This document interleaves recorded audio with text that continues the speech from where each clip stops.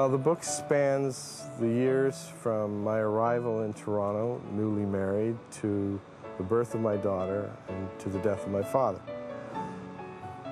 Those are all sort of universal transitions. I think when I first got to Toronto, it was an address, not a home. It took me a long while to get used to it.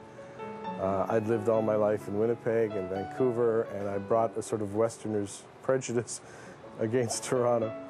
But it was comforting to know that there were some Westerners here, like Fafard's cows, and they seemed to me a kind of subversive presence right down there in the middle of Bay Street and sort of the heart of capitalism in Toronto.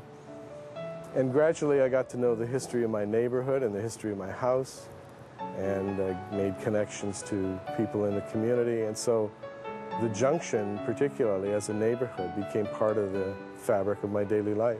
One of the things that I find interesting about the Toronto Book Awards is that it's not exclusive to a particular genre of writing.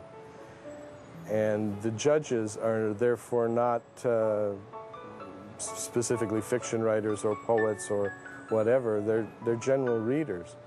And I think it's heartening to me to think that people who are part of my community, general readers, would find something in my book that they think their fellow citizens should hear and should read.